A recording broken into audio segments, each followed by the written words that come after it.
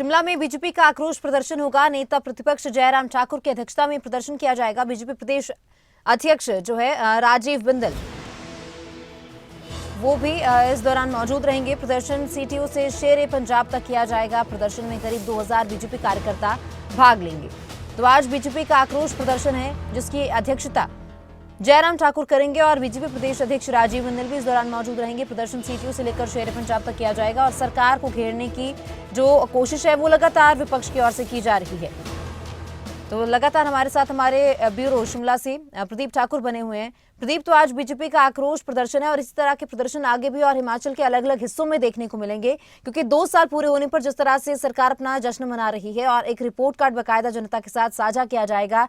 लेकिन क्या क्या नाकामियां सरकार की रही हैं, वो काम है विपक्ष का कि वो विपक्ष उठाएगा, जनता के समक्ष वो रखेगा।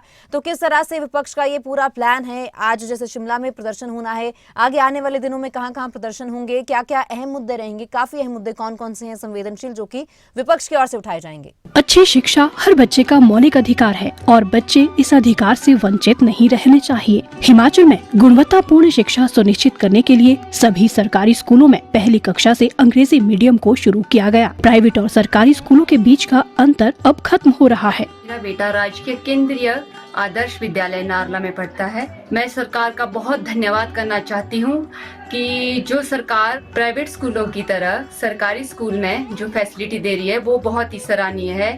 मेरा बेटा इंग्लिश मीडियम में पढ़ रहा है और स्मार्ट क्लासेस में पढ़ाई करता है और इंफ्रास्ट्रक्चर भी बहुत अच्छा है एजुकेशन का, और टीचर का जो पढ़ाने का तरीका है वो भी प्राइवेट स्कूल की तरह ही है।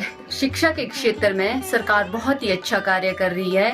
इसके लिए मैं सरकार का बहुत बहुत धन्यवाद करती हूँ और माननीय हमारे मुख्यमंत्री श्री सुक्खू जी का भी बहुत बहुत धन्यवाद करती हूँ। हम अपने बच्चों को प्राइवेट स्कूल में नहीं भेजेंगे।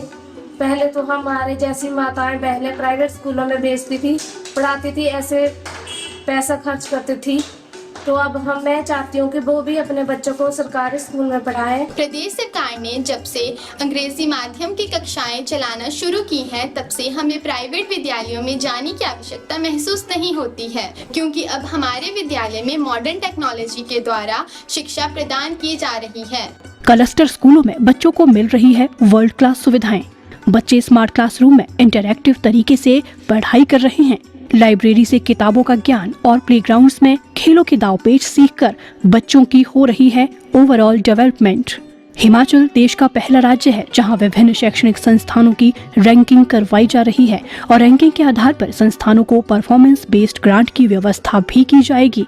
सभी महाविद्यालयों के प्रधानाचार्यों की वित्तीय और प्रशासनिक शक्तियां बढ़ाई जाएगी ताकि जरूरतमंद विद्यार्थियों को आवश्यक वित्तीय सहायता प्रदान की जा सके।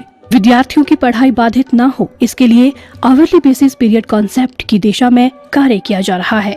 मुख्यमंत्री ठाकुर सुखविंदर सिंह सुक्खू के प्रयासों से बच्चों को विभिन्नता में एकता की भावना लिए बहुरंगी भारत के निर्माण के लिए किया जा रहा तैयार। में लगातार 7 दिसंबर से प्रदर्शन हो रहे थे और उसमें आक्रोश रैली के रूप में सरकार के जो 2 साल के कामकाज को लेकर बात जनता के बीच कही जा रही थी और आज शिमला जिला का प्रदर्शन होना है।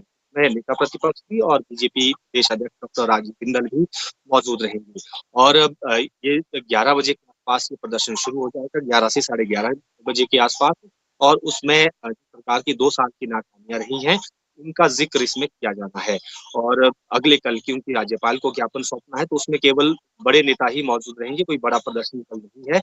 और इसमें एक आरोप पत्र तैयार किया गया है बीजेपी की तरफ से कि 2 साल में कौन कौन से काम नहीं हुए हैं और कहाँ पर सरकार ने गलतियां की हैं, उन सारी चीजों का जिक्र किया जाना है।